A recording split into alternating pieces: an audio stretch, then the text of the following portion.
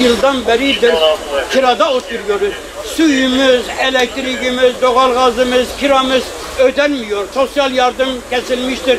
2 yıla yakındır. Mağduriyetimiz söz konusudur. Mağduriyetimizin devletimiz bize sahip çıkmadı. Bize destek olmadı. Terörün şehre girmesiyle bizim evlerimiz yıkıldı. Sonradan müdahale edildi. Evlerimiz yıkıldı, tahrip oldu. Cumhurbaşkanımız bize söz verdi.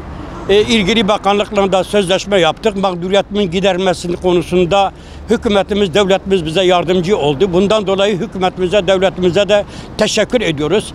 Fakat sonradan dönüş yapıldı. İlgili bakanlık sözleşmeyi tek taraflı olarak feshetti. Cumhurbaşkanımız da bize dönmedi. İlgilileri de bize dönmedi. Bakanlıktan bazı kimseler bize dönmedi. Ve mağduriyetimiz söz konusudur. Umarım ki Cumhurbaşkanımız, ilgili bakanlık, sayın yeni gelen valimiz bizim bu isteklerimize cevap verir, mağduriyetimizi giderir.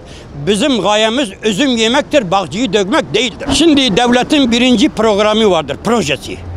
O projede konut alanları, yeri konut olanlar, tapu yerleri konut olanlara sözleşme yaptılar. Tapu yerleri konut olmayanlara sözleşme yapmadılar. Sözleşme yaptıktan sonra hangi irade, hangi fikir, hangi düşünce, hangi görüş bilmiyorum, ikinci bir programı gerçekleştirerek devletin birinci projesini iptal edip ikinci projeyi yürürlüğe koyarak halkın konut alanların yerini iş alanına çevirerek darlaştırdılar. Burada gaye insanların mağdur olması, insanları devlete karşı kışkırtmaları ve insanı devlete karşı düşman etmeleridir. Bu proje ihanet projesidir. Bize dayattığı Ali Paşa Lale Bey'dir. Bizim Ali Paşa ile Lale Bey'le ne ilgimiz vardır? Ali Paşa ile Lale Bey arasında bilmem kaç tane mahalle var, kaç kilometre mesafe vardır. Yani biz Galatasaray, Fenerbahçe futbolcusu muyuz? Bizi Suriye'nin Fatih Paşa Kurşunlu Cami'den alıp Ali Paşa'ya transfer etmek. Yani biz öyle değiliz. Bunu kabul etmiyoruz. Ve biz bu uygulamayı hukuki olarak da görmüyoruz. Dayatmadır. Bütün gayeleri dayatmadır.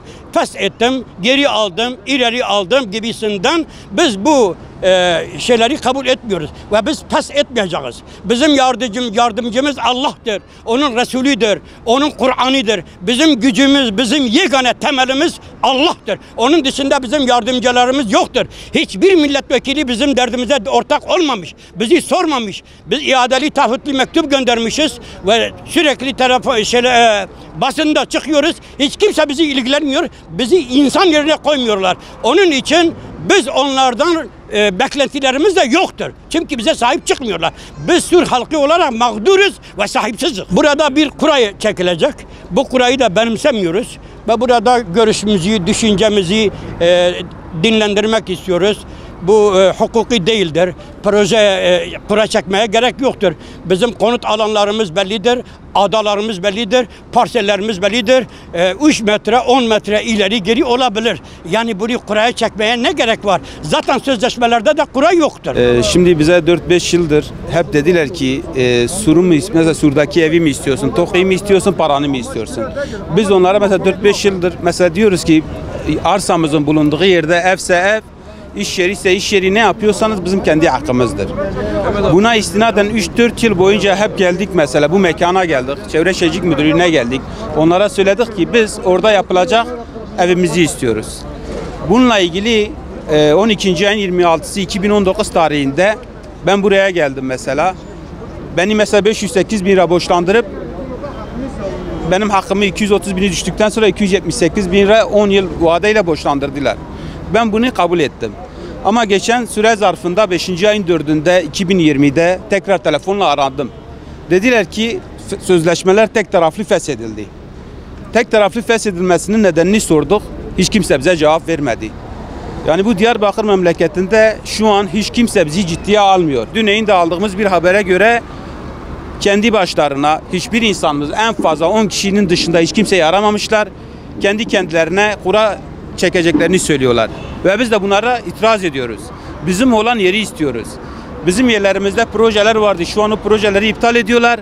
yapmayacaklarını söylüyorlar. Ama biz biliyoruz ki bu kurallar çekildikten sonra o boş olan alanlara tekrardan yer yapılacak, birilerine peşkeş çekilecek, rant alanı yapılacaktır. Yani biz hakkımızı istiyoruz. Biz kimseden bedavadan bir şey talep etmiyoruz. Bizim mallarımızı biz kesinlikle vermiyoruz. Şu anda bizim Çevre Şehircilik İl Müdürleri bizim mallarımızı başkalarına satıyorlar. Biz kabul etmiyoruz bunları. Bizi çağırdılar. Biz gittik tekrardan. Tekrardan bize vali bey verecek dediler. Onlar vermiyorlar tekrardan mallarımızı. Biz bunu kabul etmiyoruz. Bizim muhtarları kesin ve kesin kurada bizim adımıza biz kabul etmiyoruz. Kabul etmiyoruz. Biz yerlerimizi vermeyeceğiz. Biz anladık, duyduk ki ihale yapılacak. İhale yapılsa bile biz yerlerimizi vermeyeceğiz. Bu iş devletten çıksa şahsiye dökülecek. Biz yerlerimizi kesin ve kesin bırakmayacağız. Alan kişiler bizim yerlerimizde rahat etmeyecektir. Bunu böyle bilinsin.